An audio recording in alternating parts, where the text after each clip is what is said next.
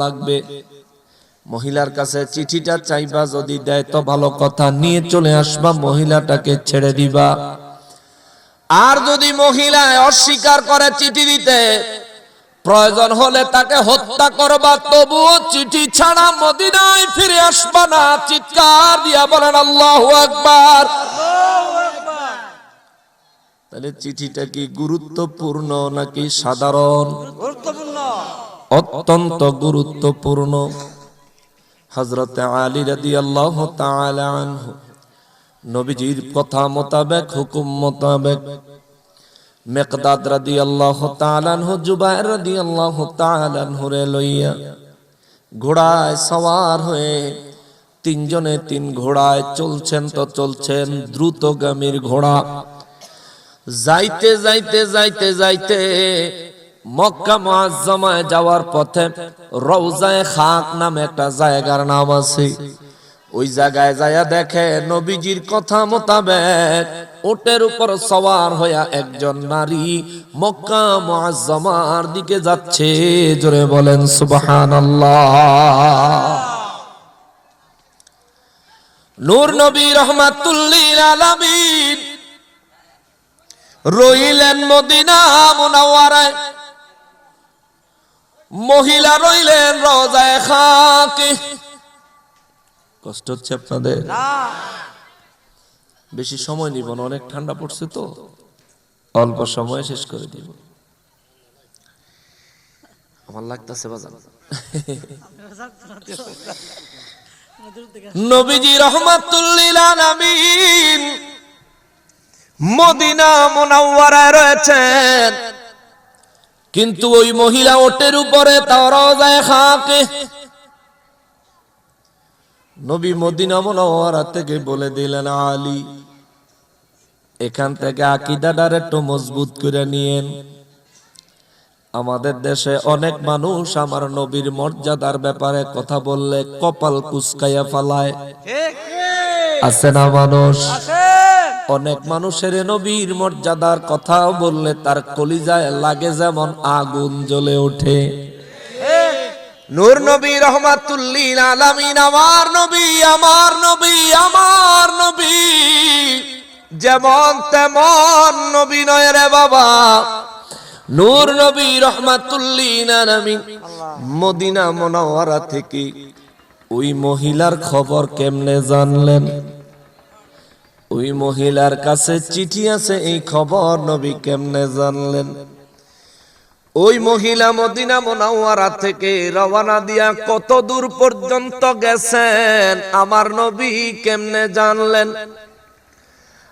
আলী রাদিয়াল্লাহু তাআলা আনহুর সাথে কোন জায়গায় ওই মহিলার দেখা হবে এইটাও আমার নবী কেমনে জানলেন? বুঝা যায় আমার নবীকে গায়েবের ইলম দিয়েছেন কে?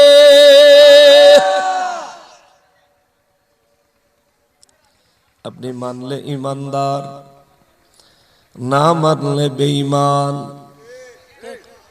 আমানতু বিল্লাহি ওয়া মালাইকাতিহি ওয়া কুতুবিহি ওয়া রাসূলিহি, আমি ঈমান আনলাম আল্লাহর উপরে, আমি ঈমান আনলাম ফেরেশতাদের উপরে, আমি ঈমান আনলাম আসমানি কিতাবগুলোর উপরে, আমি ঈমান আনলাম রাসূলদের উপরে, বিশেষ করে ওই রাসূল যিনি আমার রাসূল। জোরে বলেন সুবহানাল্লাহ। নূর নবী রাহমাতুল লিল আলামিন আলী রাদিয়াল্লাহু তাআলা আনহুকে 10 জন মহিলার কথা বলেন না, একজন মহিলার কথা বলেছেন। নবীজি জায়গার নামটাও নির্ধারণ করে দিয়েছেন, রওজায়ে খাক। আলী রাদিয়াল্লাহু তাআলা আনহু ঠিক রওজায়ে খাক নামক জায়গায় যায়া উপস্থিত হইলে দেখে উটের উপর সওয়ার হয়ে একজন মহিলা মক্কার দিকে যাচ্ছে। উটের গতি হলো ধীর গতি, আস্তে আস্তে যায়। ঘোড়ার গতি হলো দ্রুত গতি, অনেক দ্রুত গতিতে যায়। আলী রাদিয়াল্লাহু তাআলা আনহু নেতৃত্বে ওই দুইজন সাহাবীর মধ্যে যে কোনো একজন গিয়া ওই নারীকে বললেন, আপনার কাছে একটা চিঠি আছে, দয়া করে আমাদেরকে দিয়ে দেন। মহিলা বলে, আমার কাছে কোনো চিঠি নাই, অস্বীকার করে বসলো। জুবাইর রাদিয়াল্লাহু তাআলা আনহু, মিকদাদ রাদিয়াল্লাহু তাআলা আনহু, দুই সাহাবী কয়, আলী রে, নবী রাহমাতুল লিল আলামিন তো পাঠালেন, জায়গাও পাইলাম, ওটও পাইলাম, নারীও পাইলাম, কিন্তু নারীর কাছে তো চিঠি নাই। আলী রাদিয়াল্লাহু তাআলা আনহু বলেন, কি বলো? কয়, হ্যাঁ, মহিলার কাছে তো চিঠি নাই। আলী রাদিয়াল্লাহু তাআলা আনহু বলেন, জুবাইর রে, মিকদাদ রে, ওই মহিলার কাছে চিঠি আছে এই কথা আমি আলী বলি নাই, তুমি মিকদাদ বলো নাই, তুমি জুবাইর বলো নাই। এই কথাটা যিনি বলেছেন তিনি দু জাহানের বাদশা, রহমাতাল লিল আলামিন। জোরে বলেন সুবহানাল্লাহ। আলী রাদিয়াল্লাহু তাআলা আনহু বলেন, নবী রাহমাতুল লিল আলামিন যেহেতু বলেছেন, নিশ্চয়ই নিশ্চয়ই এই মহিলার কাছে চিঠি আছে। এবার আলী রাদিয়াল্লাহু গেছেন। আলী রাদিয়াল্লাহু রে দেখা মহিলা মোটামুটি ভয় পাইয়া গেছে, কেননা আলী হলো সেই আলী যারে কয় শেরে খোদা। সুবহানাল্লাহ। আলী হলেন ওই আলী যারে বলে আসাদুল্লাহিল গালিব। সুবহানাল্লাহ। হযরত আলী রাদিয়াল্লাহু তাআলা আনহু বলেন, আপনি যদি ভালোই ভালো দেন তো দিবেন, যদি ভালোই ভালো চিঠি দেন তো দিয়ে দেন, আমরা আপনাকে জীবন্ত ছেড়ে দিব। যদি আপনি ভালোই ভালো চিঠি না দেন, আমরা তল্লাশি করতে বাধ্য হব। আমরা তল্লাশি করে আপনার দেহ থেকে চিঠি পাওয়া মাত্র আপনাকে হত্যা করব। এটা আমার নূর নবী রাহমাতুল লিল আলামিনের নির্দেশ। চিৎকার দিয়া বলেন সুবহানাল্লাহ। বেডি চিন্তা করছে, ইজ্জত যাইব, জানও যাইব। মাথার চুলের খোপা থেকে খুলে একটা চিঠি আলী রাদিয়াল্লাহু তাআলা আনহুর হাতে ধরায় দিলেন। আল্লাহু আকবার। নিজের নবীকে চিনেন, আমার নবীকে চিনেন, আমার নবীকে চিনেন। কত গোপনে মহিলা চিঠি নিয়ে রওনা দিছেন। আমার নবী মদিনা মুনাওয়ারা থেকে চিঠির খবর বলে দিলেন। এই মহিলারে আলী রাদিয়াল্লাহু জোর করে তল্লাশি করেছেন, তারা সার্চ করেছেন, তার দেহ থেকে খুঁজে আলী রাদিয়াল্লাহু তাআলা আনহু চিঠিটা বের করেছেন। এই কারণে এই সূরাটার নাম আমার আল্লাহ দিয়েছেন সূরা মুমতাহিনা। চিৎকার দিয়া বলেন সুবহানাল্লাহ। ওই নারী যাকে তল্লাশি করা হবে, আলী রাদিয়াল্লাহু তাআলা আনহু চিঠি পাওয়ার পরে হযরতে মিকদাদ রাদিয়াল্লাহু তাআলা আনহু, হযরতে জুবাইর রাদিয়াল্লাহু তাআলা আনহু দুইজন লইয়া মদিনা মুনাওয়ারার উদ্দেশ্যে রওনা করলেন। মদিনা মুনাওয়ারায় চলে আসলেন। আমার নবীর খেদমতে চিঠিখানা হাজির করলেন। নবী রাহমাতুল লিল আলামিন চিঠিখানা দেখলেন। নবী রাহমাতুল লিল আলামিন চিঠিখানা পাইলেন। আমার নবী চিঠিখানা দেখে নবীজি চিঠিখানা খুললেন। খুলে আমার নবী রাহমাতুল লিল আলামিন চিঠিখানা পড়লেন। আমার নবী পড়ে শোনালেন। চিঠির মধ্যে মক্কাবাসীদেরকে মক্কা মুআজ্জামা বিজয় করার জন্য সাহাবায়ে কেরামদেরকে আমার নবীজি যুদ্ধের প্রস্তুতির জন্য যেই নির্দেশনা দিয়েছেন, সমস্ত বিস্তারিত এই চিঠির মধ্যে লেখা আছে নির্দেশনাগুলি।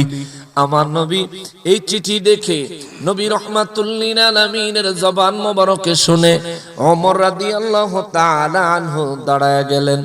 ওমর রাদিয়াল্লাহু বলেন, নবী গো, ও নবী, যে নবী রাহমাতুল লিল আলামিন জানেন মহিলার কাছে চিঠি আছে, ওই নবী অবশ্যই জানেন ওই মহিলার মাধ্যমে এই চিঠি মক্কায় কে পাঠাইছে। আল্লাহু আকবার। যে নবী জানেন ওই মহিলার কাছে চিঠি আছে, ওই নবী অবশ্যই জানেন এই মহিলারে দিয়া কে চিঠি পাঠাইছে। আমার নবী রাহমাতুল লিল আলামিন বলেন ওমর, হ্যাঁ আমি অবশ্যই জানি। ওমর রাদিয়াল্লাহু কয় নবী গো একটা বার তার নাম বলেন। আমার নবী বলেন ওমর শান্ত হও, জোরে কর না সুবহানাল্লাহ। ওমর রাদিয়াল্লাহু নরম না গরম? গরম। জোরে কর না নরম না গরম? ওমর রাদিয়াল্লাহু তাআলা আনহু বড় গরম, বড় গরম, বড় গরম।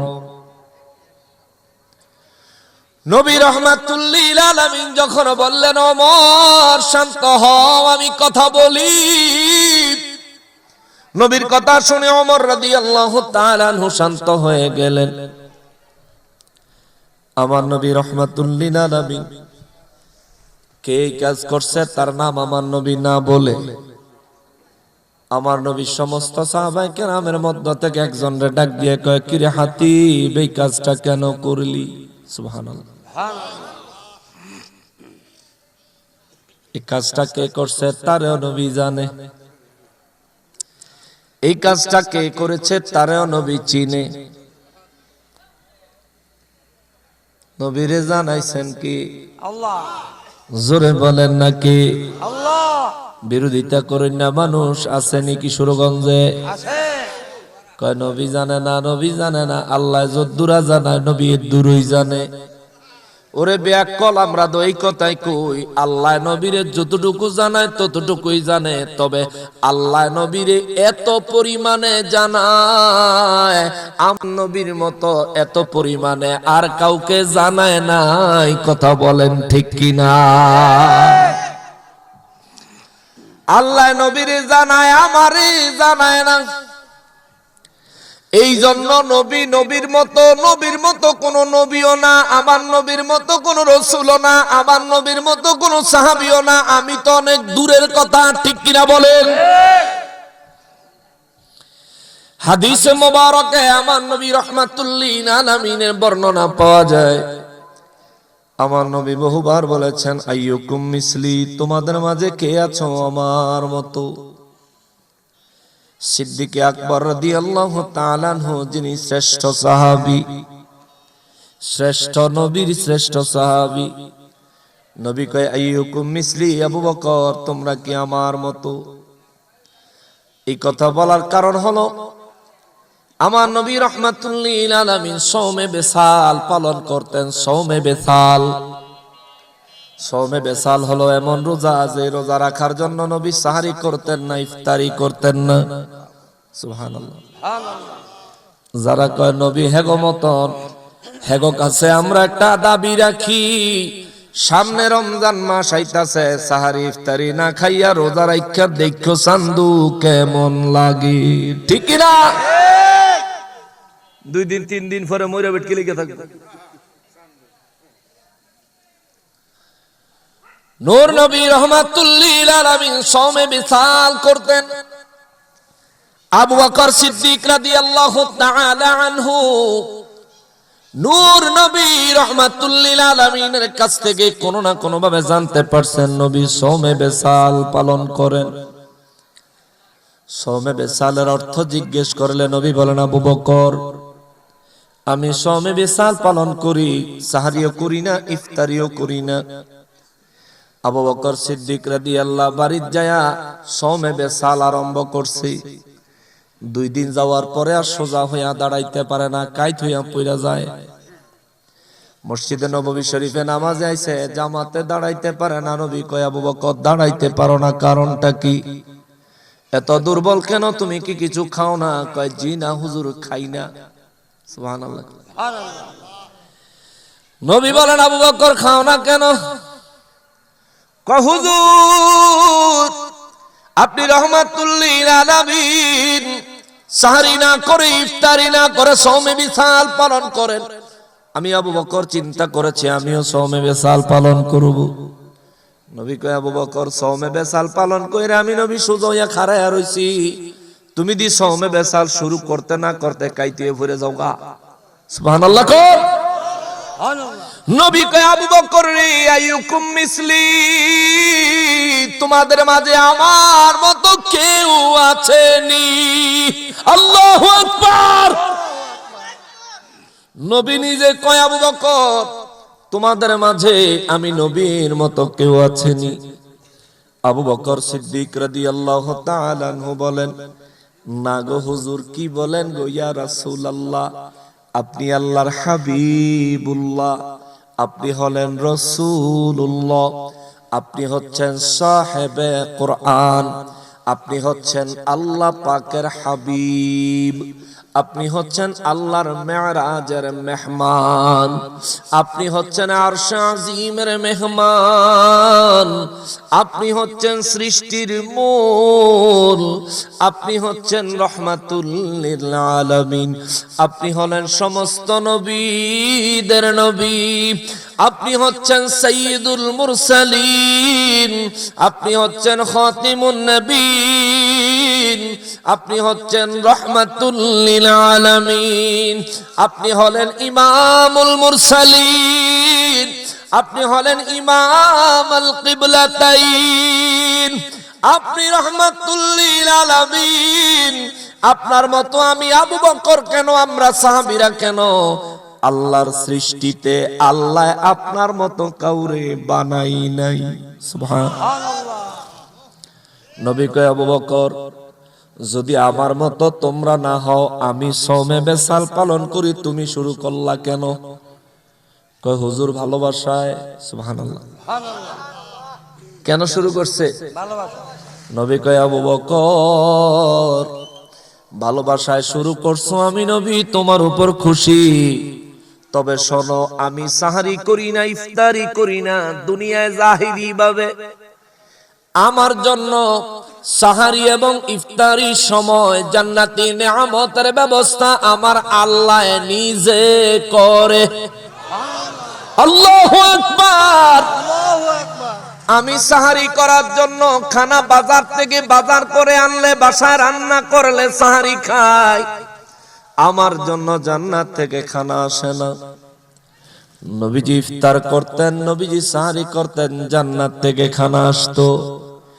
এমনকি আল্লাহ নিজে নবীর জন্য খানার ব্যবস্থা করতেন। এখান থেকেও বোঝা যায় আমি নবীর মতন না, নবী আমার মতন না, নবীর মতো কেউ নাই। কথা বলেন ঠিক কিনা? ওই নূর নবী রহমাতুল লিল আলামিন ওমর রাদিয়াল্লাহু তাআলা আনহুরে বললেন, ওমর একটু সবর করো, শান্ত হয়ে যাও। ওমর রাদিয়াল্লাহু শান্ত হয়ে গেলেন। নবীজি হযরতে হাতিব রাদিয়াল্লাহু তাআলা আনহুরে ডাক দিয়া বললেন, হাতিব রে, এই কাজটা কেন করলি? হযরতে হাতিব রাদিয়াল্লাহু তাআলা আনহু তিনি বদর যুদ্ধে অংশগ্রহণ করা একজন সাহাবী। তিনি দাঁড়িয়ে গেলেন নবী রাহমাতুল লিল আলামিনের খেদমতে। দাঁড়ায়া কাঁপতে কাঁপতে কাঁদো কাঁদো কণ্ঠে দুই চোখের পানি ছেড়ে দিয়া বললেন, নবী গো, ও রাহমাতুল লিল আলামিন, আমি জানি মানুষের দৃষ্টিতে আমি এটা বড় অন্যায় করেছি, তবে আল্লাহ এবং তার রাসূলের দৃষ্টিতে আমি অবশ্যই অন্যায় করিনি। জোরে কোন সুবহানাল্লাহ। হুজুর দয়া করে আমাকে আত্মপক্ষ সমর্থন করার সুযোগ দেন, আমি নিজের পক্ষে কিছু বলার জন্য আমারে সুযোগ দেন গো নবীজি, তারপর আপনি ফয়সালা শুনায়েন। কেননা আগেই যদি আপনি ফয়সালা শুনাইয়া দেন, আপনার ফয়সালা মেনে নেওয়া হবে ইমানদারি, আপনার ফয়সালা না মানা হবে বেঈমানি। সুবহানাল্লাহ। ইয়া রাসূলুল্লাহ, আপনি ফয়সালা দেওয়ার আগে আমাকে আমার পক্ষে কিছু কথা বলতে দেন, অনুমতি দেন, সুযোগ দেন। আমার নবী বললেন, হাতিব রে, আল্লাহ এবং তার রাসূল সাল্লাল্লাহু আলাইহি ওয়াসাল্লাম কাউকে তার আত্মপক্ষ সমর্থন করার সুযোগ দেওয়া ব্যতীত আল্লাহ এবং তার রাসূল তার জন্য কোনো ফয়সালা শোনায় না। কেননা আল্লাহ এবং তার রাসূলের বিচারে কোনো বেইনসাফি নাই। চিৎকার দিয়া বলেন সুবহানাল্লাহ। এবার হাতিব রাদিয়াল্লাহু তাআলা আনহু নবীজিরে বলেন, নবী গো, ও গো দয়াল নবীজি, ও মায়ার নবীজি, মক্কা মুআজ্জামা থেকে আপনি নবীজি হিজরত করার পরে আপনার সঙ্গে বহু সাহাবায়ে কেরাম হিজরত করেছেন। আপনার পরপর বহু সাহাবায়ে কেরাম বিভিন্নভাবে বিক্ষিপ্তভাবে হিজরত করেছেন। যত সাহাবায়ে কেরাম, যত মুহাজিরেরা মক্কা মুআজ্জামা থেকে হিজরত করে মদিনা মুনাওয়ারায় এসেছেন, হুজুর এই সাহাবীদের মধ্যে অনেকেরই ধন সম্পদ পরিবার পরিজন মক্কা মুআজ্জামায় রয়েছে। হুজুর তাদের ধন সম্পদ পরিবার পরিজন দেখাশোনা করার জন্য মক্কা মুআজ্জামায় তাদের অনেক অনেক আত্মীয় স্বজন আছে, এমন এমন আত্মীয় স্বজন আছে হুজুর এই সাহাবীদের ধন সম্পদ পরিবার পরিজন তারা হেফাজত করবে একটা আশা করা যায়। কিন্তু নবী গো রাহমাতুল লিল আলামিন, আপনি নবীর হিজরতের পরে আমি দীর্ঘদিন মদিনা মক্কা মুআজ্জামায় ছিলাম। উসমান জিন্নুরাইন রাদিয়াল্লাহু তাআলা আনহুরে মক্কা মুআজ্জামায় হজ করার জন্য কাফেরদের কাছে যখন আপনি প্রস্তাব নিয়ে পাঠালেন, উসমান রাদিয়াল্লাহু তাআলা আনহুকে কাফেররা গ্রেফতার করলো, বন্দী করলো। বন্দী করার পরে উসমান রাদিয়াল্লাহু তাআলা আনহু বন্দী করার পরে আপনি নবী রাহমাতুল লিল আলামিনের কাছে খবর পাঠাইলো ওসমানকে শহীদ করে দেয়া হয়েছে। ইয়া রাসূলুল্লাহ, ওই সময় আল্লাহ জানতেন, আপনি নবীও জানতেন, ওসমান রাদিয়াল্লাহু তাআলা আনহু তখনও শহীদ হয় নাই, তখনও তিনি বেঁচে আছেন। হুজুর, আমি তখন মক্কা মুআজ্জামায় ছিলাম, আমি ওসমান রাদিয়াল্লাহু তাআলা আনহুরে বহু সহায়তা করেছি। ওই সময় আমি মক্কায় থাকলেও কখনোই কাফেরদের সাথে একমত হই নাই। কাফেরদের কোন কাজে মুসলমানদের বিরুদ্ধে আমি কখনোই সহায়তা করি নাই। ইয়া রাসূলুল্লাহ, মক্কা মুআজ্জামা থেকে মদিনা মুনাওয়ারায় হিজরত করেছি আপনি নবীর মায়ায়। আল্লাহু আকবার। নবী গো, মক্কা মুআজ্জামা থেকে মদিনা মুনাওয়ারায় হিজরত করেছি আপনি নবী রাহমাতুল লিল আলামিনের মায়ায়। মদিনা মুনাওয়ারায় আসার পরে হুজুর আমি কখনোই আপনার আনুগত্য ত্যাগ করি নাই, আপনার মায়া, আপনার প্রেম, আপনার ভালোবাসা কখনো ত্যাগ করি নাই। ইয়া রাসূলুল্লাহ, এই চিঠি আমি লেখা এই মহিলারে দিয়া মক্কায় পাঠাইছি ঠিক, হুজুর এর পিছনে মুনাফিকীর কোনো চিন্তা আমার ছিল না। এর পিছনে ধর্ম ত্যাগ করা, ইসলাম ধর্ম ত্যাগ করে কাফেরদের কুফরি ধর্ম গ্রহণ করে কাফেরদেরকে সাহায্য করার কোনো চিন্তা আমার ছিল না। হুজুর, আমি এই চিঠি পাঠাইছি কারণ হলো মক্কা মুআজ্জামা থেকে আমি হিজরত করে মদিনা মুনাওয়ারায় যখন চলে এসেছি, মক্কার কাফের বেঈমানেরা আমার উপর বড় ক্ষিপ্ত, চমক্ষিপ্ত। মক্কা মুআজ্জামায় আমার বিবি রেখে এসেছি, আমার সন্তান রেখে এসেছি, মক্কা মুআজ্জামায় আমার সম্পদ রেখে এসেছি। নবী গো, আমার এই সম্পদ, বিবি, সন্তানকে কাফের বেঈমানেরা মক্কা মুআজ্জামায় আপনি নবী যখন মক্কা বিজয়ের জন্য আক্রমণ করবেন, তখন তারা আমার উপর ক্ষোভ ঝাড়ার জন্য, আমার উপর রাগ দেখানোর জন্য, প্রতিশোধ নেওয়ার জন্য আমার পরিবার পরিজনের উপর তারা হামলা করবে, আমার সম্পদগুলো তারা বাজেয়াপ্ত করবে, লুটপাট করবে।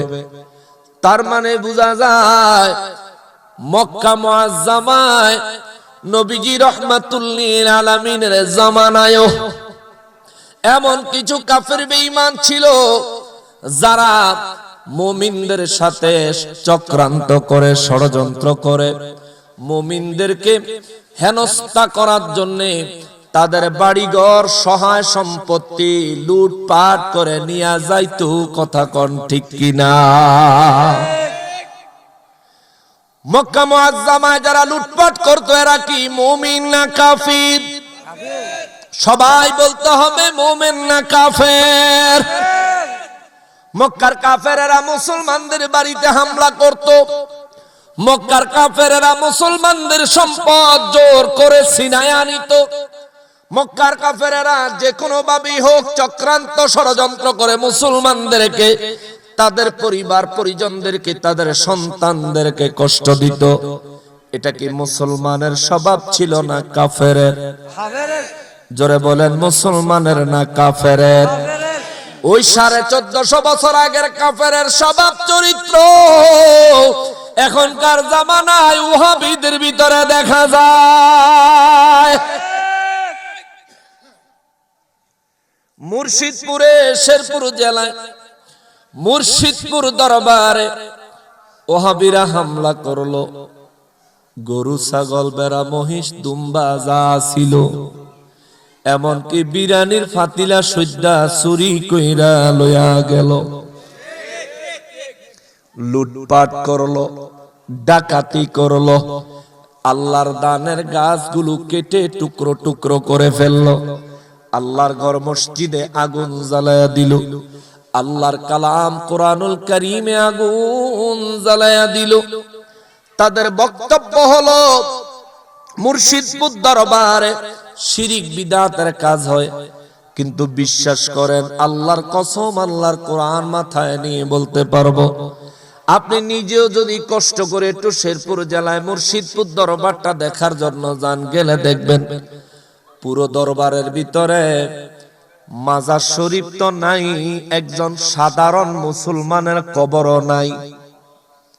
পুরো দরবারে কোনো মাজারও নাই, কবরও নাই।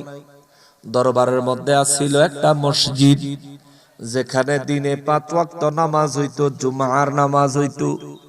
মসজিদের ভিতরে ছিল কতগুলো কোরআনুল কারীম। দরবারের ভিতরে ছিল গরুর খামার, দরবারের ভিতরে ছিল ছাগলের খামার, দরবারের ভিতরে ছিল দুম্বার খামার, দরবারের ভিতরে ছিল মাছের ঘের, মাছের পুকুর, দরবারের ভিতরে ছিল বিভিন্ন রকমের ফলের গাছ, ছায়াদার গাছ। এই ওয়াহাবীরা দরবারে ঢুকলো, মাথায় টুপি, 5 কল্লি টুপি মাথায় দিয়া জুমা মসজিদে আগুন জ্বালায়া দিল। 5 কল্লি টুপি মাথায়, গায়ে পাঞ্জাবি পরে আল্লাহর কোরআন আগুন দিয়া জ্বালায়া দিল। গাছগুলো কেটে ফেললো, গরুগুলো চুরি করলো, মহিষগুলো চুরি করলো, অর্থাৎ লুটপাট করলো, ছাগলগুলি চুরি করলো, দুম্বাগুলি চুরি করলো। ও বাবা, একটা পাংখাও চুরি করছে, রান্না করা তরকারিও চুরি করছে, বালিশও চুরি করছে, বিল্ডিং এর ইট পর্যন্ত খুইলা খুইলা নিয়ে গেছে। এই চক্রান্তকারী, ষড়যন্ত্রকারী, টুপিওয়ালা, পাঞ্জাবিওয়ালা ওয়াহাবীদের চরিত্র 1450 বছর আগে মক্কার জঘন্য কাফেরদের সাথে মিলে গেছে।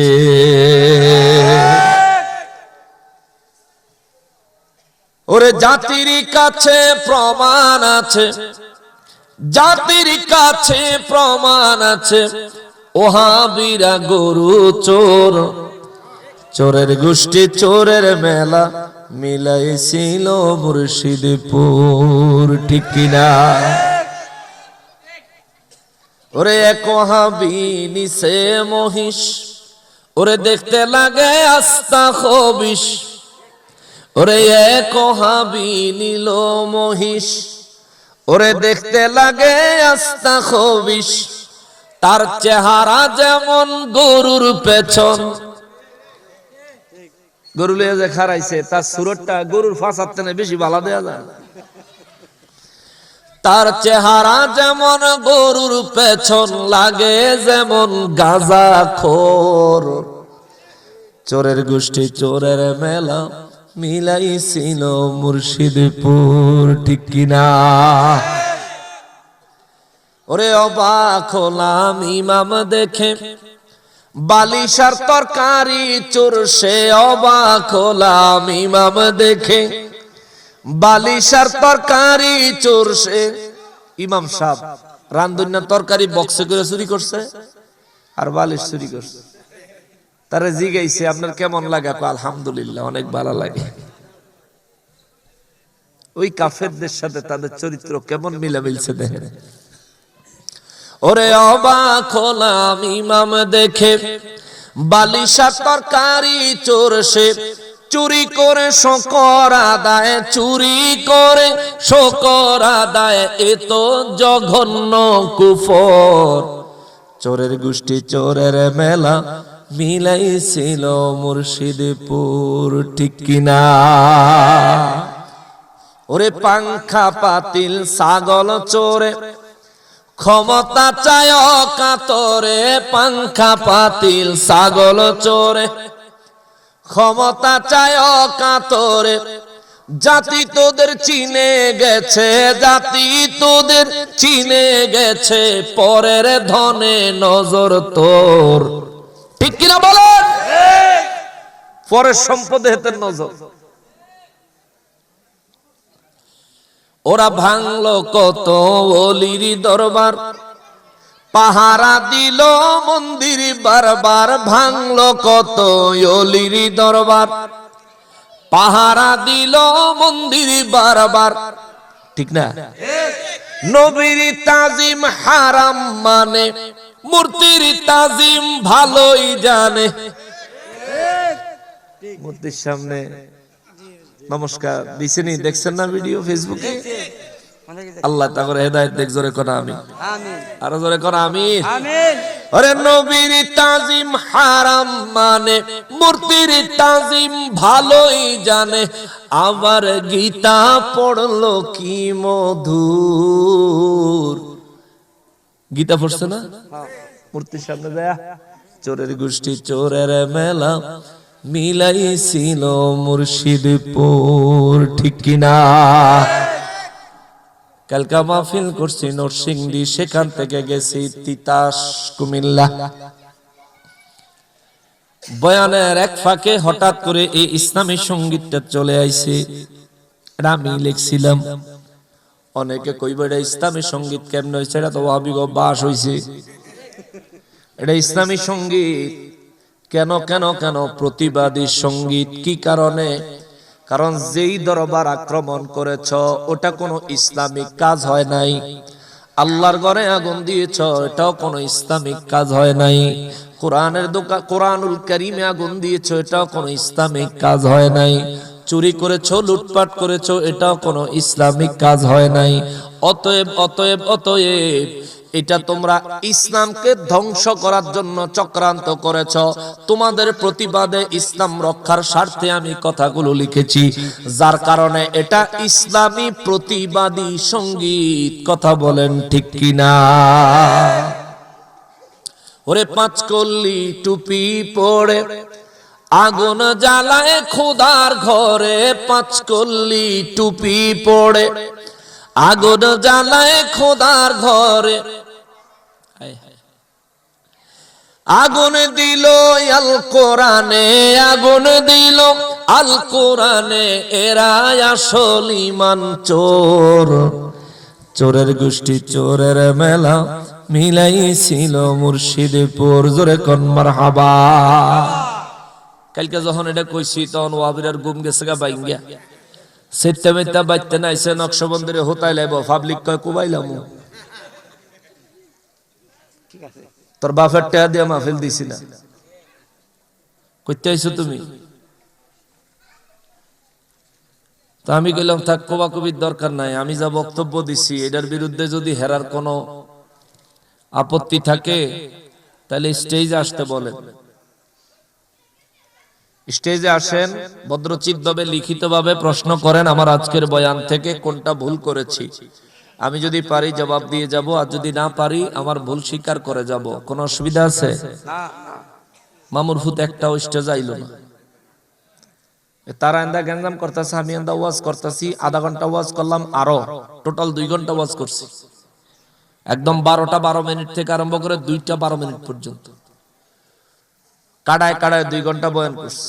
বয়ান শেষ কইরা এরপরে আবার 15 মিনিট মিলাদ পড়ছি।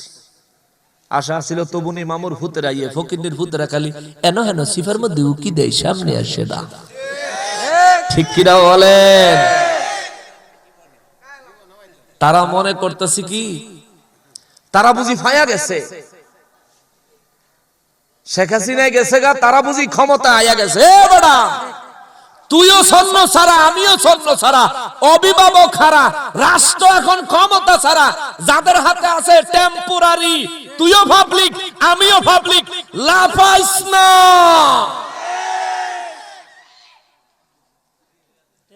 লাফাস কা তুই, এত লাফাও কা তুমি? তবে লাফাইয়া একটা বালাকাম করছো, তোর একটা ধন্যবাদ, তোরারে ধন্যবাদ যে তোরার আসল চরিত্রটা মানুষের সামনে, তোরারে ক্ষমতা দেওয়ানোর আগেই তোরা মানুষের সামনে নিজেকে আসল চরিত্র দেখাই দিছ।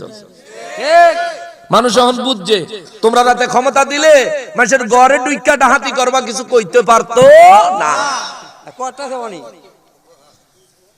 তোমরা এই কাজের দ্বারা এগুলো প্রমাণ হয়েছে। যে ক্ষমতাবান হবে তার উপর দায়িত্ব আছে।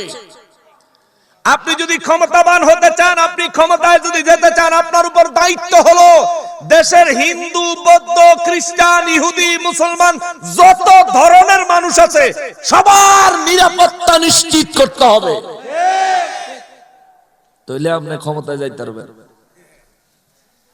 আপনি টুপিও ফিনবেন, মসজিদ ঘরে আগুনও দিবেন, টুপিও ফিনবেন, কোরআন শরীফের দোকানে আগুন লাগাইবেন, টুপিও ফিনবেন, মসজিদের ভিতরে ঢুকে কোরআন শরীফে আগুন লাগায় জ্বালায় দিবেন।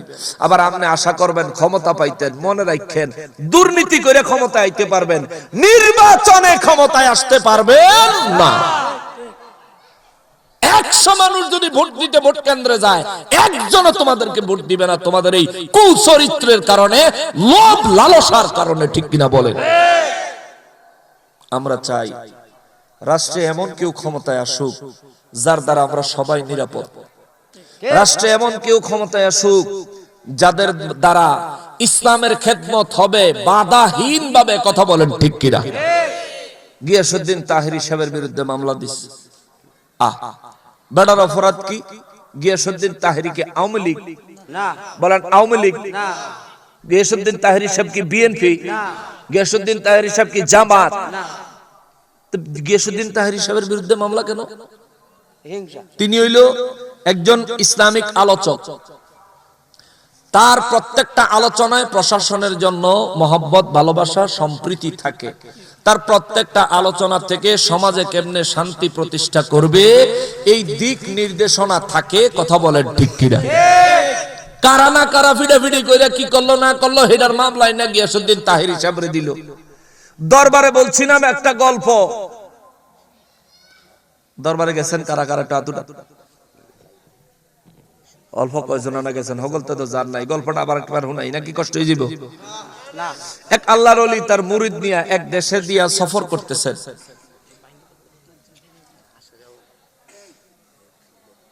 সফর করার সময় মুরিদের লয়ে যে দেশে গেছে, ওই দেশে গিয়া দেখি ওই দেশের জিনিসপত্রের দাম অনেক সস্তা। মুরিদে কয়, হুজুর একটা কথা কই। কয় কি? এই দেশে আমরা কিছুদিন থাই। পিসাবে কয়, বাবারে এই দেশে বেশি দিন থাউন যাইতো না, এই দেশে বিচার নাই। এদেশে কি নাই? বিচার নাই। মুরিদে কয়, হুজুর বিচার থাকলে থাকবো, না থাকলে না থাকবো, আমি বিচার দিয়া কি করবো? আমি সস্তায় সস্তায় কিনা খামো আর আল্লাহ বিল্লাহ করবো। পিসাবে কয়, বাবা কইছি তো বুঝলা না, ঠিক আছে থাও। গেলাম। ফিসা বুজুরে যাওয়ার আগে একটা দোয়া শিখাই দিছে, একটা মোরাকাবা মুশাহাদা শিখাই দিছে যে যদি বিপদে পড়স মোরাকাবাত কইরা রাখ দিস। 5 জোরে কন্না সুবহানাল্লাহ।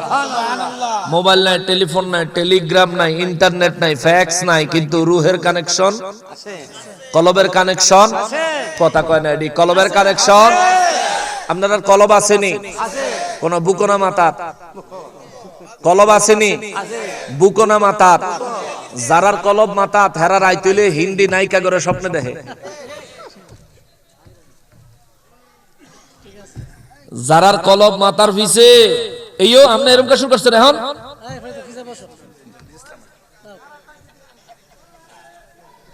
আল্লাহু আকবার, ইয়া রাসূলুল্লাহ, শুভেচ্ছা স্বাগতম, শুভেচ্ছা স্বাগতম, শুভেচ্ছা স্বাগতম, বিশ্বহুজুরের আগমন, শুভেচ্ছা স্বাগতম। আল্লাহর ওলির আগমন, শুভেচ্ছা স্বাগতম, শুভেচ্ছা স্বাগতম। আল্লাহর ওলির আগমন।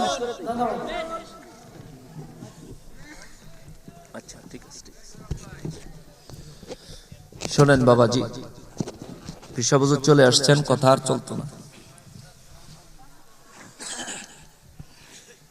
আমি যে কথাটা তুলছি এটা অনেক দীর্ঘ কথা। আমি সূরা শানে নজুলে আটকে রয়েছি, তাফসীরে তো ঢুকতেই পারছি না। তো ওলি আল্লাহ কয়, বাবা এই দেশে বিচার নাই। কি নাই? বিচার নাই। এ দেশে থাইস না। কয় না হুজুর আমি থাকবো, আমি সস্তায় সস্তায় ভালো মন্দ খাইবো, আল্লাহর ইবাদত করবো, এই চলবো। কয় ঠিক আছে। যাওয়ার সময় মোরাকাবা শিখাই দিয়া গেছে যে এই মোরাকাবাত বইয়া বিপদ পড়লে ডাক দিস, পাইবি। এটা কলবের কানেকশন। তো বেচারা ভালোই ওই রাজ্যে ঘুরতেছে, খাইতেছে, ফিরতেছে। হঠাৎ করে রাজার বাড়ি চোর ঢুকছে। চোর ঢুকনের সময় রাজার রাজপ্রাসাদের শীত কাটটা ঢুকনের সময় রাজপ্রাসাদ পুরান হইছে, তো রাজপ্রাসাদের ইটা খুইল্লা সোরার উপরে ফইরা ওই শীতের মধ্যেই সোরায় মারা গেছে। আচ্ছা কোন আমগো দেশে চোর মরলে বিচার আছে? কথা কয় না। চোর মরলে কোনো বিচার আছে? একটা মামলা হয় থানায়। চোর হইলো মানুষ, তো মারা গেলে একটা মামলা হয়, তদন্ত হয়, পরিশেষে যখন জানা যায় এটা চোর, তখন এটার রায় আদালত চোর হিসেবেই দেয়। কিন্তু এই দেশে এবারে যে রাজার রাজপ্রাসাদের ইটের তলে পড়ে মরলো, এটা কি ভদ্রলোক না চোর? রাজার কাছে খবর গেছে, রাজা সাহেব প্রাসাদ ভাঙ্গা শীত কাটটা চোর ঢুকনের সময় চোরের উপরে ইট পড়ে চোর মরছে। রাজা সাহেব কয়, হ্যাঁ চোর মরছে? কয় হ। রাজমিস্ত্রিরে ধরে লুয়ে। এই খুনের জন্য রাজমিস্ত্রি দায়ী। এখন উজির নাজির দিছে দৌড়, দৌড়ে গিয়ে রাজমিস্ত্রিরে ধরে লিয়েছে। বেটা কি বিল্ডিং বানাইছ? তোর বিল্ডিং এ ইট যে কেমনে লাগাইছ? এই যে ইটের তলে পড়ে চোর মরছে, তুই খুনি, তোর ফাঁসি। রাজমিস্ত্রিকে আমার কি দোষ যে যুগালি আমারে মশলা বানায় দিছে, তে বালুর জায়গায় সিমেন্ট দিছে, সিমেন্টের জায়গায় বালু দিছে, এতে সিমেন্ট কম দিয়ে বালু বেশি দিছে, এর লেগে ইট খুললা পড়ছে। আমার দোষ নাই, আসামি হইলে যুগালি হইব। রাজা কহ তোরটাই ঠিক, ধরে আন যুগালি। যুগালিরে ধরে আনছে। যুগালিরে ধরে আনছে। বড় যুগালিরে কই, কিরে এই যে চোর মরছে এটার লেগে তুই খুনের দায়? কাকা আমার কি দোষ? তুই যে সিমেন্ট কম দিছ, বালু বেশি দিছ, মশলা কম হওয়ার কারণে চোর রাজপ্রাসাদে ঢুকানোর সময় ইট খুললে পয়টা চোর মরছে, এখন তুই খুনি। এখন রাজা যেরম প্রজা তো হেরম হই নাকি? যেরম রাজা প্রজা হেরম হই।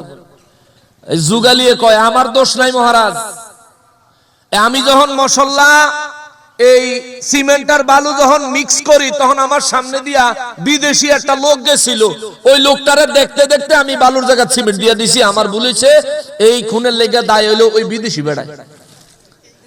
রাজা কয়টারে বিশ্রাম ধরে লুয়ে, বিদেশি বেড়া কি অতদিন থাকে? এখন যারা খুঁজতে গেছে ওরা যদি হে বেটা খুঁজা লইয়া না তাহলে যেটারে ফাটাইছে হেডারই ফাঁসি দিয়ে দিব, এরম বিচার রাজা। হেডা বাজার খুঁজতে খুঁজতে পাইছে ওলি আল্লাহ ফির সাহেবের মুরিদেরে, হ্যাঁ তারা খপ করে ধরছে, বাড়ি কই? এই দেশ না, কইও তোমার এই বিশ্রাইতেছে। দৌড়ে লয়ে গেছে রাজপ্রাসাদ নিয়ে। রাজা সাহেব এই যে আসামি। কয় কি আসামি? কারে ভাই কি কোন আমি কি এর আসামি? কয় বেটা তোমার দিকে চাইতে যাইয়া যুগালিয়ে সিমেন্টের জায়গায় বালু দিছে, আর রাজমিস্ত্রি হেই বালু দিয়া ইট গাচ্ছে। কালকে রাইতে রাজপ্রাসাদে চোর ঢুকানোর সময় ইট খুললা বইরা চোর মরছে, এখন তুমি আসামি, তোমার ফাঁসি। এবারে কইয়া আল্লাহ এটা কোন দেশ হইলাম? চোর মরছে, চোরের লেগে আমার ধরে ফাঁসি দিয়ে দিব। তোর কালকে ফাঁসি হইব, জেলখানাত নিয়ে বন্দি করছে। জেলখানায় বন্দি করণের পরে বেড়ায় রাত যখন গভীর হইছে, ওই যে পিসাবে শিখিয়ে দিছে বিপদে পড়লে কি করতো? মোরাকাবা। কি করতো? কথা কয় না, বুঝতেছেন না তো যে মোরাকাবা হুজুর কারে কয়? এ মোরাকাবা এটা মুখ দিয়ে ওয়াজ করে বুঝানোর জিনিস না, এটা হইলো মোরাকাবা মুশাহাদা করার মতো যোগ্যতা হাসিল করে ফিল করার জিনিস, এটা রুহের জিনিস। যেমন চিনি কেমন? কথা কয় না, চিনি কেমন? আমি যদি কই মিষ্টি কেমন, এটা কি কইয়া বুঝান যাইব? এটা খাইয়া বুঝতে হইব। ঠিক না? ঠিক। মুরাকাবা মুশাহাদা বুঝেন না, কারণ ওলি আল্লাহদের কাছে যান না, তো সাদওয়ানো বইবে সময় কাটান। টেলিভিশন দেখেন, মোবাইলে ফেসবুক দেখেন, এই দেখা সেই দেখা দুনিয়াদারি কইরা শুধু সময় কাটান। অথচ যে কোনো সময় মৃত্যুবরণ করতেই হবে, মৌত যে কোনো সময় হাজির হয়ে যাবে। এবার রাত্রের বেলা মুরাকাবায় গেছেন, চোখ বন্ধ করে যখন মুরাকাবায় বসছেন, বৈশা কয় পিসা হুজুরের লগে যখন রুহের কানেকশন লাগাইছে, কলবের কানেকশন, হুজুর বিপদে পড়ছি। তো হুজুর আবার যেন আছে হেনতে কয় কি বিপদ? হুজুর আমার তো কালকে সকালে ফাঁসি দিয়ে লাইব। আর মুরাকাবার ভিত্তি কর, তোর আগে কইছিলাম না এতে সব বিচার নাই, থাকতি না? কয় আমি কি জানি আমার দরিয়া না ফাঁসি দিব, তাও সোরের লাগিয়া। হুজুর আমার বাসা। আচ্ছা স্মরণ যখন করে লইছ, তাহলে তোর তো মাহরুম করন জানা, ঠিক আছে তুই থাক, আমি আইতাছি কালকে। আল্লাহর ওলিদের এক দেশ থেকে আরেক দেশে যাইতে কয় বছর সময় লাগে? চোখের পলকে যায় আর আসে। এই পাওয়ার ওলি আল্লাহদেরকে দেয় কে? আল্লাহ। আয়া পড়ছে আল্লাহর ওলি, রাজ দরবারে আইসা মামলা আবার আপিল করছে। আপিল কইরা কইতাছে, শোনেন রাজা সাহেব, কি এই যে লোকটারে ফাঁসি দিবেন আপনি সিদ্ধান্ত নিছেন, এই লোকটার তো দোষ নাই, দোষ তো আমার। আপনার দোষ কেমনে? আমি তো হেরে লইছিলাম এই দেশ, হ্যাঁ আইছেন আমি লইছিলাম, আমার দোষ, আমার ফাঁসি দেন। কয় না, কালকে ফয়সালা হয়ে গেছে, ফাঁসি হারিয়ে। রাজা কয় ফয়সালা হয়ে গেছে, রায় হয়ে গেছে, ফাঁসি হরিব। কয় না রাজা সাহেব আপনি হেরে ফাঁসি দিয়েন না, আমার একটা কথা আছে। কয় কি? আমি গত রাইতে একটা স্বপ্ন দেখছি, আর আমি চিন্তা করে দেখছি